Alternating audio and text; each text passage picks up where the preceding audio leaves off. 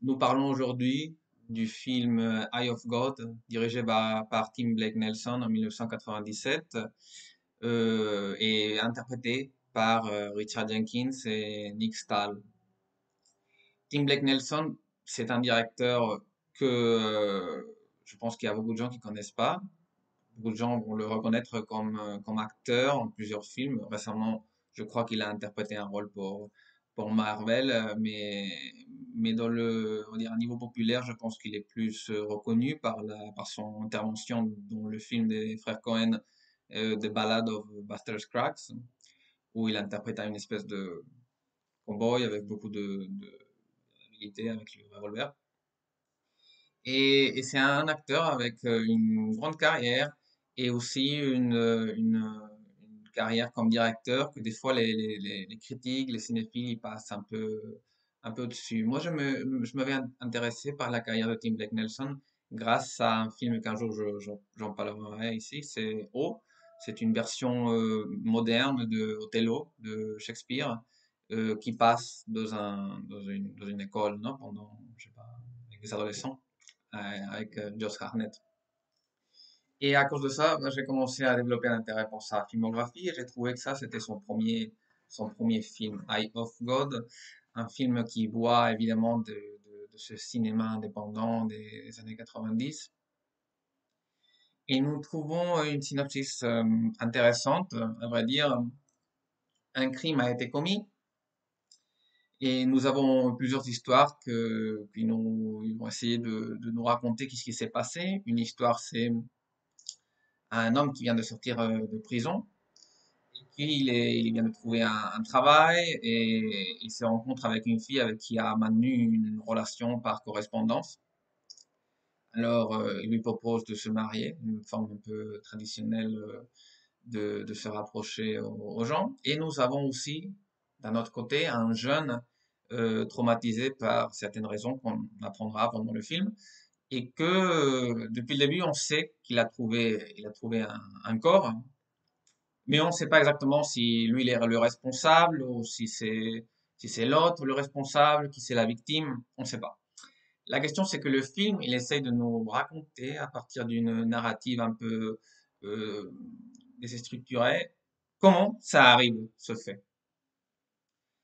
Il y a des moments qu'on pourrait dire que le film il fait quelque chose de très bien. Parce que c'est compliqué de construire une narrative comme ça, en partant de plusieurs morceaux, de plusieurs histoires, en jouant avec le passé et le futur, et pas confondre les spectateurs. Et je pense que ici c'est réussi, que ça marche d'une façon très organique, parce que les morceaux, même s'ils sont introduits tout de suite, même si à un moment du passé lui suit un moment du futur, les spectateurs, il sait toujours où il est, il sait toujours à quel point il est. Et, c'est incroyable que ça puisse faire comme ça parce que il y a vraiment pas une différence dans la forme où les choses sont présentées, mais on voit qu'il y a une atmosphère différente. On le sent. Même si l'image est pareille, même si tout est pareil, on voit que le temps a passé.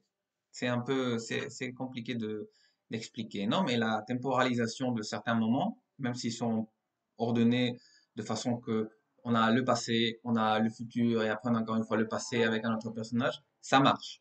Ça marche. On comprend. On a une espèce de appréhension temporelle de l'histoire qui nous permet de la comprendre. Euh, N'empêche que c'est un film qui fait beaucoup d'allusions à la religion et à l'histoire de Abraham. Et c'est pas, les allusions sont pas moralistes. Le film, il essaye pas de nous donner une leçon morale sur rien du tout. Plutôt, il essaye de nous raconter que c'est, parce que toute la ville, on dirait que c'est une ville qu'au début, bah, tout va bien, mais que petit à petit, on voit que la surindustrialisation commence à perdre beaucoup, à faire perdre beaucoup d'emplois. Les gens, ils deviennent pauvres. Et il y a un seul personnage qu'on dirait que lui vont bien les choses. Alors, quand il parle de l'histoire de Abraham, c'est plutôt l'histoire d'une absence, non? D'une absence. Il y a quelque chose qui a pas de réponse, non?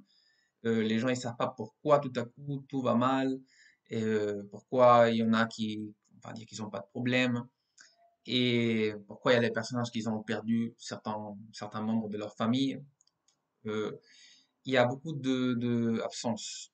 Non, il y a quelque chose qui manque. Non, et l'histoire de Abraham est référenciée on va dire, comme l'absence de réponse, non, et l'absence d'un motif. Et, euh, et on va dire, il y a une confiance pleine en ce qui va se passer, non. Et cette histoire, il développe avec une simplicité incroyable. Ça veut dire l'histoire est simple comme tout, il est simple comme un stylo, mais il y a beaucoup de complexité humaine dans les interactions et dans les situations que ça nous présente. À un moment donné, on voit un policier qui essaie d'avoir on va dire la confession, non, de l'assassin. Et il fait un jeu pour avoir cette confession en parlant de Dieu. Alors lui et la personne qui est retenue, bah, ils ont une conversation sur ça. Et, euh, et on peut voir qu'il y a une complexité similaire à certaines situations quotidiennes où les gens y parlent de ce sujet. Et j'ai bien aimé, normalement, je pense, et peut-être c'est une chose que je vais j'en reparlerai. Il y a beaucoup de premiers films de certains directeurs que c'est leur meilleur film. C'est comme ça. Il y a des moments où par exemple, un jour on parlera de Haneke. Pour moi, le meilleur film de Haneke, c'est son premier film. Non, c'est le Septième Continent. Mais dans le cas de Tim Blake Nelson, ça c'est son premier film et c'est un film excellent. Je pense que c'est un film excellent il a été oublié. Personne n'en parle de Eye of God. Mais peut-être ce n'est pas son meilleur film parce que c'est quelqu'un qui vient du théâtre. En fait, Eye of God, c'était originellement une pièce de théâtre. On peut le voir, hein, surtout on va dire il y a beaucoup ils sont très bien traités, les dialogues et le script. Non, il y a beaucoup de soins sur les dialogues, on le voit. Et, hum, et on voit que les espaces aussi, on va dire, il y a pas vraiment d'action, c'est toujours un dialogue, mais qui développe une histoire. Alors, cette histoire nous retient parce que les éléments temporels sont bien mis. Vous voyez, à la fin, on veut savoir ce qui s'est passé et l'histoire nous donne les réponses, nous les donne de façon que ça nous intéresse, ça nous accroche. Et on voit que c'est le premier film d'un réalisateur. Mais plus tard, on fera O, c'est l'adaptation de Othello de Shakespeare, que je pense que c'est son meilleur film et qu'un jour on analysera. Mais surtout, j'aimerais bien que si vous pouvez, vous le trouvez, va lui jeter un œil. Je pense aussi que c'est un film où on peut voir aussi un autre registre d'un acteur que je pense qui est aussi un peu oublié, que c'est Nick Stahl, qui est très connu pour avoir interprété la version moderne de John Connor en Terminator 3. Mais je pense que c'est bien parce que moi j'ai bien aimé Nick Stahl en Carnival.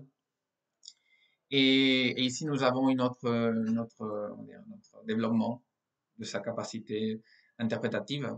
Et, et bien sûr, nous avons le énorme Richard Jenkins. Je pense que les acteurs, ils sont excellents. On voit que il y a un sens théâtral de toute l'action parce que c'est un film pour les acteurs. Et si ça aurait été un film avec des autres acteurs, probablement la temporalisation narrative du film, ça n'aurait pas été assez pour que ça marche. Je pense qu'il y a beaucoup d'éléments qui permettent que le film marche comme il marche et qui fonctionne. Et Tim Blake Nelson, je pense aussi que c'est un directeur que les gens devraient retourner sur Tim Blake Nelson. Nous avons aussi la zone gris pendant la Deuxième Guerre mondiale, au Leaves of Grass avec Edward Norton, qui l'interprète de frères, chacun très différent, chacun indifférent de l'autre, et qu'il y a aussi un sens, parce que vous voyez, il y a toujours une référence culturelle de premier niveau, dans la superficie du film, non? En ce cas, c'est l'histoire d'Abraham, et dans Livre of Grass, c'est le livre de Walt Whitman, non? Dans le cas de O, c'est Othello de William Shakespeare. Je pense que c'est un directeur très intéressant si vous avez jamais eu accès à ces films comme directeur, parce que comme acteur, il a fait plein de choses. Je vous le recommande et un jour on parlera de le même directeur.